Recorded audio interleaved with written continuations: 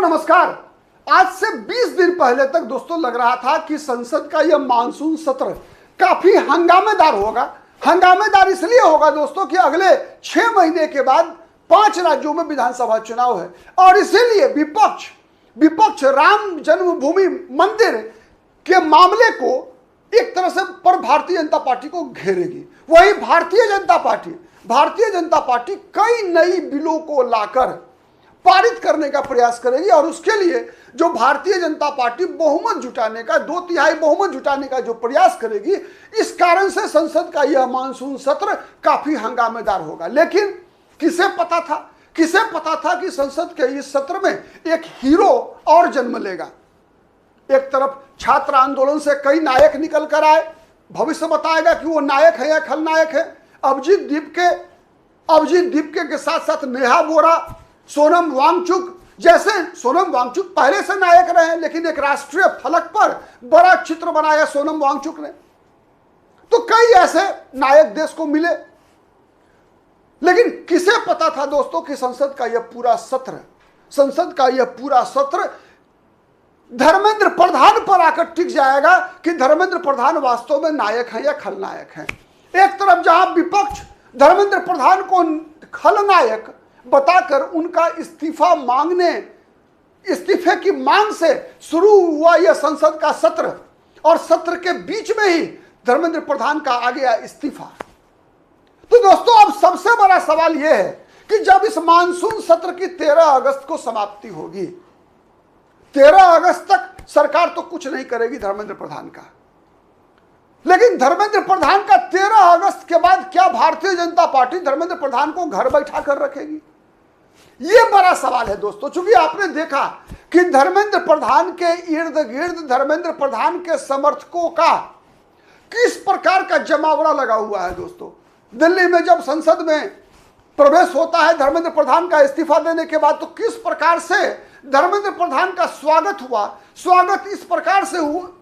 आपको देखकर आश्चर्य लगा होगा दोस्तों कि कभी किसी मंत्री को इस्तीफा देना पड़ा हो, इस्तीफा दिया नहीं धर्मेंद्र प्रधान ने, इस्तीफा देना पड़ा हो, मजबूर होकर छात्रों की मांग के आगे झुकना पड़ा हो, और वो व्यक्ति सीना तान कर स्वागत होता है संसद के परिसर में। ऐसा बहुत कम उदाहरण मिला होगा जो धर्मेंद्र प्रधान का हुआ।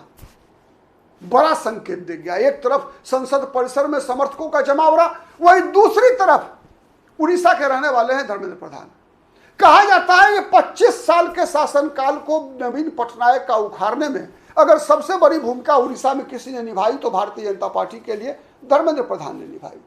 दोस्तों धर्मेंद्र प्रधान के इस्तीफा देने के बाद ही, इस्तीफा आने के साथ ही भारतीय जनता पार्टी के उड़ीसा के विधायक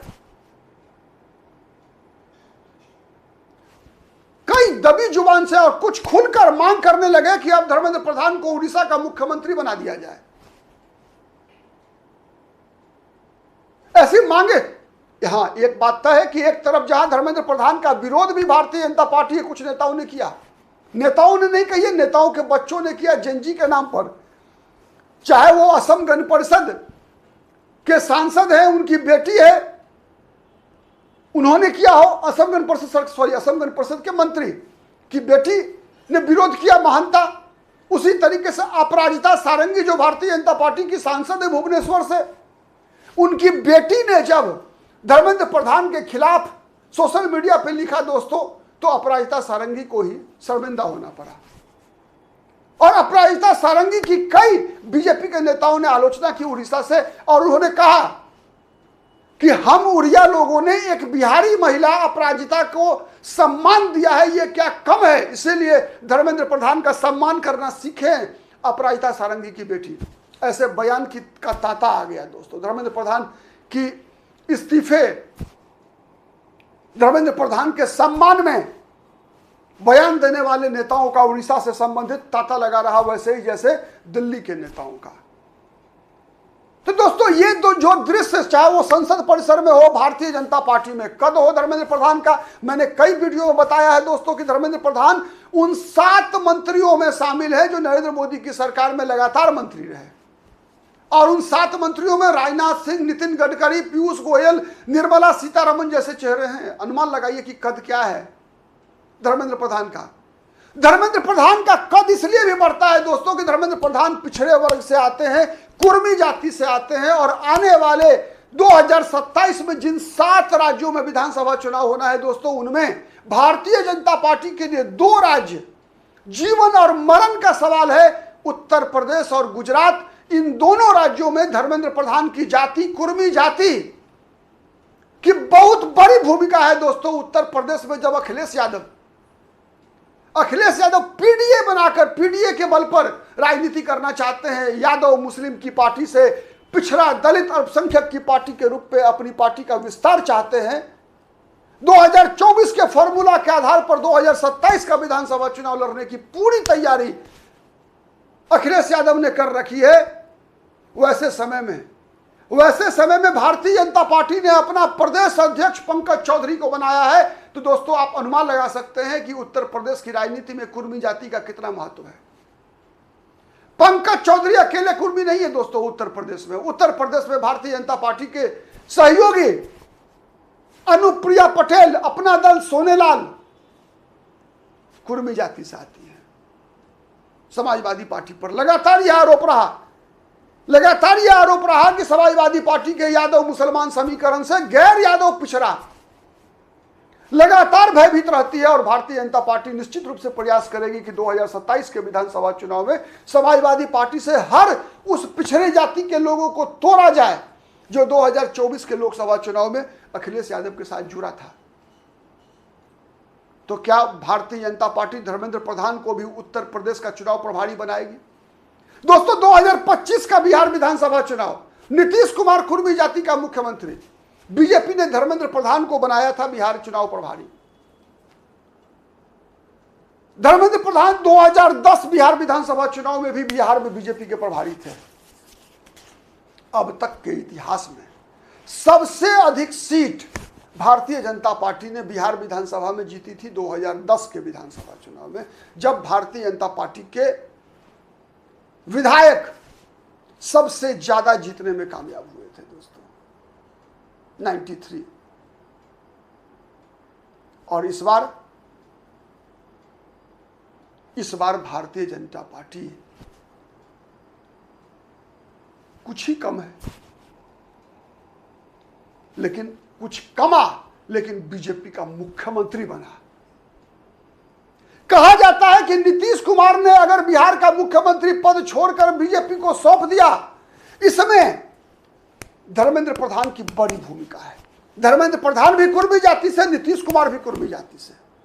और दोस्तों धर्मेंद्र प्रधान का नीतीश कुमार के साथ व्यक्तिगत संबंध कोई पहल नया नहीं है। ये उन्हीं दिनों से है दोस्तों जब धर्मेंद्र प्रधान के पिता देवेंद्र प्रधान अटल बिहारी वाजपेयी की सरकार में मंत्री हुआ करते थे, तब से है।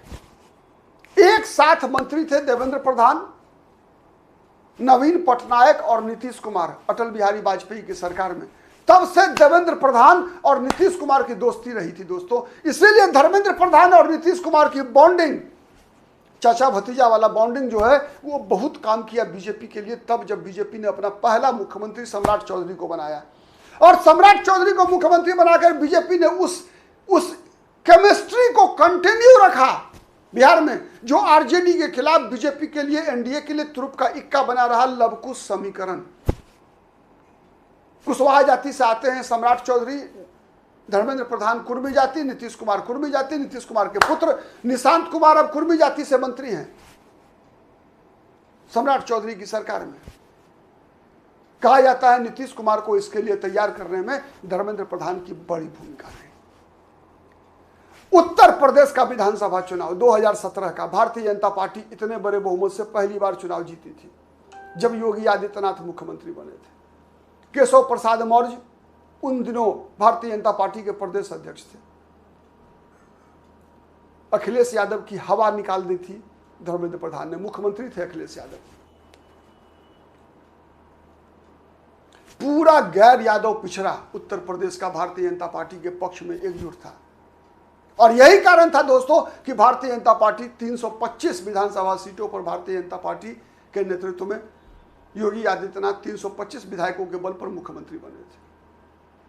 और 2017 विधानसभा चुनाव में धर्मेंद्र प्रधान भारतीय जनता पार्टी के उत्तर प्रदेश के प्रभारी थे, चुनाव प्रभारी थे।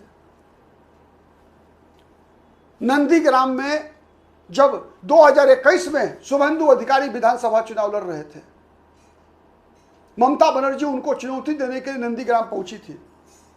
ममता बनर्जी चुनाव हार गई थी, शुभेंदु अधिकारी चुनाव जीते थे। उस चुनाव में शुभेंदु अधिकारी को चुनाव जिताने में सबसे बड़ी भूमिका रणनीतिकार के रूप में धर्मेंद्र प्रधान की थी। अभी भवानीपुर विधानसभा सीट पर उपचुनाव में चुनाव में धर्मेंद्र प्रधान की ड्यूटी लगाई गई थी। उड़ीसा के बारे में कहना क्या? तो दोस्तों, दो विकल्प है। क्या धर्मेंद्र प्रधान उड़ीसा के मुख्यमंत्री बनेंगे, या फिर भारतीय जनता पार्टी उत्तर प्रदेश विधानसभा चुनाव के लिए उनको चुनाव प्रभारी बनाकर उत्तर प्रदेश भेजेगी। ये दो विकल्प हैं। और दोस्तों, आप याद रखिएगा, जिस दिन धर्मेंद्र प्रधान को उत्तर प्रदेश का चुनाव प्रभारी बनाया गया, मैं बता रहा हूं आपको, उड़ीसा का मुख्यमंत्री बीजेपी नहीं बनाएगी। और अगर बीजेपी ने बना भी दिया उड़ीसा का मुख्यमंत्री अगर मोहन चंद्र मांझी के बदले में, तो विपक्ष हंगामा नहीं करेगा। लेकिन जिस दिन धर्मेंद्र प्रधान को उत्तर प्रदेश में भारतीय जनता पार्टी का चुनाव प्रभारी बनाया गया, याद रखिएगा दोस्तों, उस दिन विपक्ष का तांडव होगा। विपक्ष नंगा नाच करेगा देश में, याद रखिएगा। विपक्ष का हंगामा तय है। कितने लोग सहमत हैं बताइएगा कमेंट करके। आज के लिए इतना ही, फिर मुलाकात होगी किसी अन्य मुद्दे पर। तब तक के लिए नमस्कार।